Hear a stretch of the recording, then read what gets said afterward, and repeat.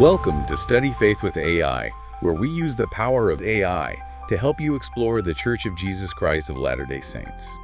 I'm Meg Jensen, And I'm Paul Carter. and we're Google AIs. Whether you're a lifelong member or just starting to learn about the church, we're here to dive deep into its history, beliefs, and culture. So if you're ready to learn, you're in the right place. That's right. Let's get started. Welcome to the Deep Dive. Today we're tackling a really complex and, for many, deeply personal topic. The many challenges faced by modern Mormon men. Yeah, this is definitely a conversation that needs, careful handling. Our goal isn't to find easy answers, but really to understand the pressures, the expectations, and the personal stories that shape their lives based on what we've gathered from our sources. Absolutely. So our mission here is to kind of unpack these challenges, figure out where they come from as a history, theology, social changes, and then look at maybe some ways forward. We're drawing on quite a bit here. Personal accounts, academic work, discussions happening within the Mormon community itself. Okay, so where should we start with all these challenges? Well, a really central tension, and it comes up a lot in why it's tough to be a Mormon man, is this persistent expectation for men to be the main, sometimes the only, financial provider. Right. But that exists alongside this growing push, both inside and outside the church, for more quality at home, sharing domestic stuff. So it's that clash, isn't it? This really deep-seated cultural, maybe even theological idea of the man as the provider. But then modern life, modern partnership ideals, they call for sharing to work at home much more. And what's interesting, or maybe difficult, is how this can create a sort of double bind for men. They might feel inadequate no matter what. Like if money's tight, they feel like they're failing at that main provider role. Yeah. But on the other hand, if they're really involved at home, maybe not the primary earner, they might feel like they're not living up to that traditional ideal either. And why it's tough puts it in a really striking way. It suggests, just like sometimes women feel reduced to their looks, men in this context might feel like they're being boiled down just to their earning potential. Yeah. That's quite a parallel. It really is. And if you think about how gender roles are changing everywhere, you can see how those wider societal shifts bump up against these really strongly held religious beliefs in the Mormon community. Yeah. Sometimes that causes friction. The article even mentions that stat, like almost 40% of wives in the U.S. earn more than their husbands. But for Mormon men who are secondary earners, there can still be this feeling of, not quite measuring up because of those deep expectations. There's also that story in Why It's Tough about divorced Mormon men. It's pretty powerful. It talks about how they're often just assumed to be the one at fault when a marriage ends. Yeah, that was striking. And get this, it even mentions some local church leaders advising men whose wives earn more that they basically married up and should just be grateful, kind of overlooking any issues the wife might have had. Yeah. It really makes you stop and think about the underlying assumptions. It definitely brings up questions about how leaders are understanding and, dealing with the diverse ways families actually live today. It suggests there might be a gap between those traditional assumptions and, reality for a lot of Mormon families. And another place where these tensions really show up is how men in non-traditional roles are seen. Stay-at-home dads, single dads doing the main child care, even guys who aren't the main breadwinner. Why It's Tough uses the phrase persona non grata in some Mormon circles, like not really welcome. That really shows how strong that traditional male provider idea still is in the culture.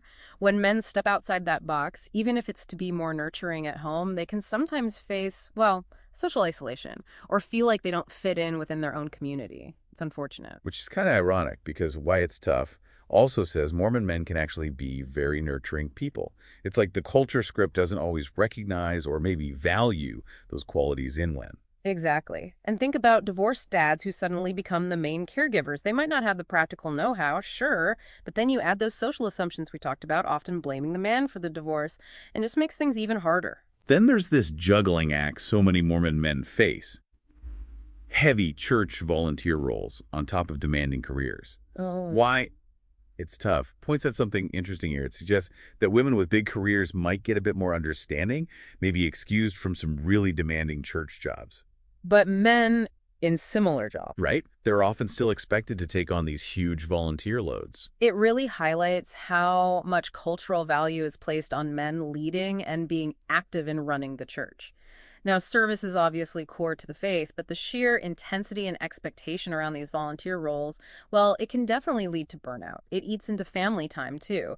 They just add more time pressure for a lot of And guys. it's not just the formal leadership stuff. There's this kind of unspoken pressure to initiate in so many areas. Dating, proposing marriage, even just speaking up in meetings. Why it's tough really stresses how much pressure this puts on men, especially if they're naturally more introverted. Yeah, that expectation definitely reflects those older gender norms about who takes the lead socially and in hierarchies.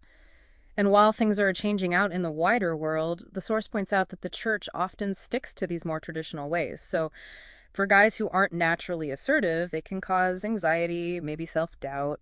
And sometimes women expect it, so they might judge men who don't initiate. It feels like a bit of a trap sometimes, doesn't it? If Yeah. a man doesn't step up, he might be seen as lacking. But if a woman does, maybe she gets labeled negatively. Exactly. Those old scripts can be really limiting, honestly, for everyone involved. Okay, this next point from Why It's Tough really got me thinking the paradox of emotional expression. Like, men are expected to be strong, kind of stoic, right? The traditional masculine ideal. But then there's also this value placed on being emotionally expressive in spiritual settings, like crying being seen as a sign of deep spirituality. It's a real contradiction, isn't it? It can create this confusing, maybe unsustainable emotional tightrope for men to walk. They're kind of being asked to be emotionally reserved and emotionally open at the same time, depending on the context. It sounds exhausting. And speaking of support, Why It's Tough also brings up how men are often left out of what it calls the nurture structures. The kind of peer support networks that women often build through things like Relief Society, the church's women's organization, or even just informal play groups. Yeah, that lack of easily accessible, culturally approved support systems can definitely lead to men feeling isolated, especially maybe guys in caregiving roles or those going through tough times. There are things like menrichment activities trying to fill that gap, sure, but it seems like the overall focus on men's mental and emotional health isn't quite as strong as it is for women. It's also interesting how the article mentions that even when men try to get involved in traditionally female spaces like kid-focused activities, they might face suspicion, like other parents might see them as odd or even a threat. Definitely underscores how gendered those social spaces can be. Okay, let's shift to experiences with actual church teachings and leaders. Why It's Tough draws a contrast. It suggests Relief Society lessons are often really well prepared, engaging. But elders' quorum lessons, that's the men's group, can sometimes feel, well, less thoughtful, maybe not as engaging. And that difference could really affect how spiritually connected men feel in their own meetings, right? If lessons feel kind of flat, it might lead to checking out. And the article goes a bit further, suggesting maybe a difference in how male leaders talk to men versus women. It mentions men sometimes feeling lectured or spoken to kind of punitively. Whereas women might get a softer, more coddling approach. That's the suggestion. And that difference in tone could really shape how supported or understood men feel by their leaders. Now, the Mormon Stories podcast clips with Amy Alabest add another really important layer here. She talks very openly about feeling bullied, even scared, to voice her concerns about what she saw as patriarchy in the church. That really hits home how tough it can be to question things or express views that go against the grain. Yeah, and what's really significant in her story is that inner conflict she felt during temple worship, which is, a very sacred practice.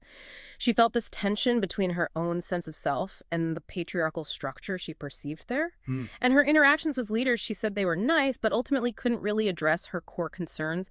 That just shows how sensitive and complex these issues are. And it's revealing that the whole Dear Mormon Man project started because people were seeing women feeling disempowered in their marriages. It suggests these traditional roles can have knock-on effects, impacting partners too. Alabest also brought up a really key point for understanding why change can be hard. The idea that for people used to privilege, equality can sometimes feel like oppression. That's a powerful thought. There was even that comment mentioned in Why It's Tough about theology, the idea that the natural man is an enemy to God, but the natural woman is not. And how that might clash with a church culture that often emphasizes traits seen as more feminine. It's complex. It really is. It makes you wonder how different personality types or natural inclinations are valued or not valued within the whole religious picture. But then Why It's Tough also includes a counterpoint. The idea that maybe these are just people problems, not specifically male problems. And pretty bluntly, it points out that men historically wrote most of the rules and set up the structures in the church. That perspective definitely brings in the human element, the historical context. It suggests that while these issues might hit men in specific ways, the roots could be in broader human dynamics and choices made over time, not just something inherent to being male. The Mormon stories bit also had that specific example of bishop trying to explain priesthood power to a young women's leader, talking about the difference between keys and power. Hmm. Just for context, power is generally seen as God's authority given to men, while keys are like specific permission slips to use that power in certain jobs. Right. And Amy Alabest's reaction was interesting. She acknowledged the distinction, but felt it wasn't the same as women having independent authority. Yeah. It highlights those ongoing questions about what real equality and representation look like within the church's structure. Okay, let's talk about marriage pressure. It's huge in Mormon culture. Why it's tough. Describes unmarried men facing some really tough judgments, being accused of things like porn addiction and Peter Pan syndrome. Yeah, the emphasis on marriage, especially eternal marriage, is incredibly strong. And then you add that expectation for men to be the ones doing the asking, and it just piles on the pressure for single guys. And the article suggests a kind of double standard, right? Like, it might be more acceptable for a woman to be single if she hasn't been asked, but men, they're often expected to be actively pursuing marriage, and if they aren't, something's wrong with them. It goes back to those traditional dating roles, and we also see this thing called worthiness objectification, where being a returned missionary becomes this major checkbox for women deciding who to date or marry. Right, so men might feel like they're just interchangeable based on that one status symbol being temple worthy, instead of being seen for who they actually are as individuals. Exactly. And that can feed into what a commenter in Why It's Tough called a spiritual checklist mentality. There are all these expectations: be a provider, be healthy, good family, financially stable, have the right kind of testimony. It's immense pressure, and it can kind of get in the way of forming real connections. That comment about the husband must be a rock idea really sums up a lot of this, doesn't it? It sets this impossible standard, leaves no room for vulnerability or for, strength shifting back and forth in a partnership. Then you have the pressures coming just from the way the church is organized, the whole priesthood hierarchy. Why It's Tough mentions pressure around things like baptism numbers for missionaries or feeling like you need to get promoted through the priesthood ranks. And that can potentially shift the focus, right? Mhm. From genuine service or personal growth to just hitting targets or getting a certain title within the organization. Yeah, and that observation that sometimes male missionaries felt pressure about numbers, while sister missionaries being outside that direct power line could maybe focus more on the actual work and people, that's quite insightful about how organizational pressures can play out differently. Maybe we should step back for a second and look at some of the deeper history and theology that kind of set the stage for all this. Becoming Mormon Men had some really interesting points about the early church. It did. It pointed out that, surprisingly maybe, early Mormonism actually appealed to men, partly because its view of manhood was more confident, maybe more empowering, than some other religions at the time. And those early Mormon guys often just followed their dads into jobs, married younger, and became independent faster than, say, middle-class, non-Mormon guys back then who often had a longer finding themselves period. Right, that quicker move into adult roles probably helped forge a strong male identity early on. But becoming Mormon Men also notes a later shift. The idea of the dad having absolute authority kind of softened, moving towards a more gentle, loving Jesus model. And in some ways, that meant more domestic influence shifted to wives in religious teachings. But we absolutely have to remember, like that text points out, the laws back then, mostly written by men, giving husbands huge power over wives. That history casts a long shadow on cultural expectations. Definitely. And Amy Alabest's comments on Mormon stories about her temple experience really bring that historical weight into the present. She felt that clash between personal autonomy and what she saw as patriarchy rooted in that history. Her feeling of a kind of gender imbalance in Mormonism, compared to what she saw as a yin and yang in Catholicism, is also really telling. The Mormon stories discussion also touched on the Old Testament, how women were excluded from the Abrahamic covenant through circumcision. That raises some pretty big theological questions about how gender roles got built into foundational religious ideas. And the point about the historical erasure of the divine feminine in ancient Hebrew traditions just adds another layer to how these perspectives on gender have developed over centuries. Plus, Mormon stories talked about how 19th century social norms really shaped Mormonism as it developed, and how things continued to shift in the 20th century. And then partly reacting to 20th century changes like individualism, the sexual revolution, we get things like the family proclamation, which in many ways kind of doubles down on those more traditional roles for men and women in the family. Exactly. Documents like the Family Proclamation or texts about men's divine roles really stress husbands and fathers trying to be like the savior loving, teaching, serving in the family. There's a big focus on benevolent partnership with the wife, rejecting selfishness. And the idea of the priesthood covenant often includes magnifying your church job, striving to become an eternal father, acting out of love, not selfishness or lust. And there's this duty to always be learning, cultivating love, following Christ's example to become more godlike. The Family Proclamation itself is pretty clear. Men and women have distinct but equally important roles. Men provide and preside, women primarily nurture, and it states that gender is eternal, part of God's plan from before we were born. Yeah, it strongly emphasizes marriage between a man and a woman, the command to have children, and repeats that the husband presides and provides. It also calls the wife a helpmeet and an equal partner. And the background story of how the proclamation came about, as some sources detail, emphasizes that it wasn't just policy or legal worries driving it, but what leaders saw as core prophetic teachings responding to cultural shifts around the family. Okay, so we've really mapped out a lot of the challenges Mormon men are dealing with. Let's try to look at this critically now from different angles. If you're a Mormon advocate, what's the positive spin on these traditional structures? Well, advocates often stress that these roles are seen as divinely given, offering clear structure, purpose, maybe a sense of order to family life. They might view the focus on male responsibility in the family and church leadership as a good thing, fostering stability, accountability. And the priesthood itself. Yeah, they'd likely frame the priesthood as a source of power and responsibility, enabling men to serve and bless others in their families and communities.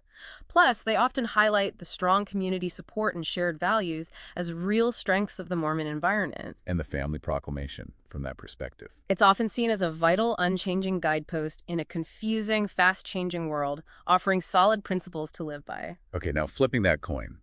What are the main criticisms from people who are more critical or maybe have had negative experiences, like we heard in some sources? Critics often argue that these rigid gender roles are just too limiting. They hold people back from their full potential and create real inequality, both at home and in the church structure. They point to examples where male authority or patriarchy has led to people feeling disempowered or pushed to the margins, like Amy Alabes described, or some stories in Why It's Tough. And the lack of women in top leadership roles is a big one too, right? Absolutely. Concerns about the lack of female representation and influence in making key decisions come up a lot. People also question the historical or theological basis for some specific gender roles and worry about the potential for power to be misused in any hierarchy. And of course, the negative experiences of those who just don't fit the traditional mold are a major point of concern for critics. So we've explored the challenges, heard different perspectives. What about moving forward? What are some concrete recommendations for tackling these issues for modern Mormon men? Well, number one has to be encouraging open, honest conversations. Men and women within Mormon communities really need safe spaces to talk about these specific challenges respectfully. That seems foundational. Totally agree. And maybe promoting a broader idea of what masculinity means. One that values lots of different expressions and roles, not just the provider thing. Yes, and alongside that, showing more empathy and real support for men in those non-traditional roles.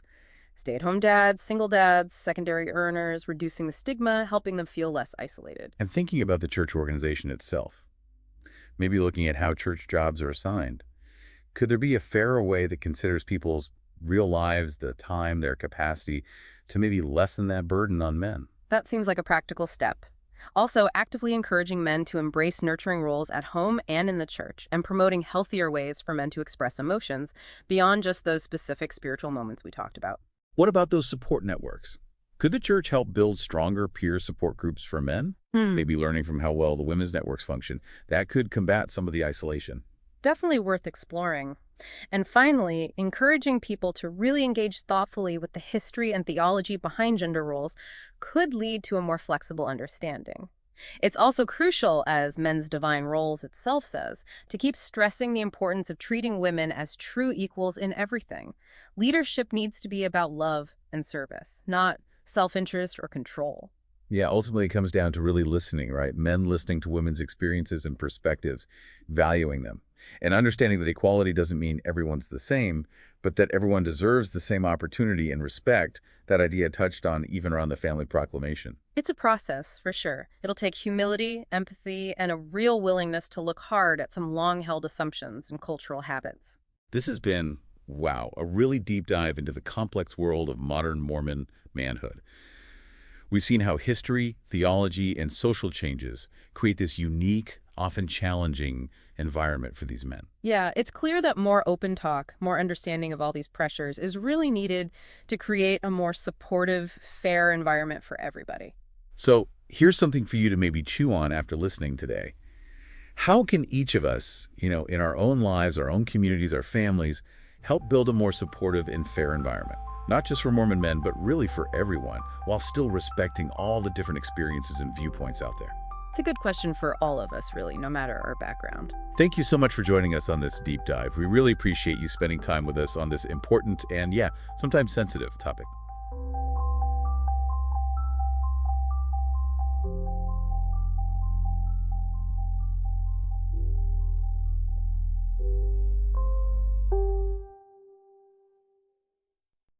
If you find value in this exploration, please like, share, follow, and consider becoming a subscriber.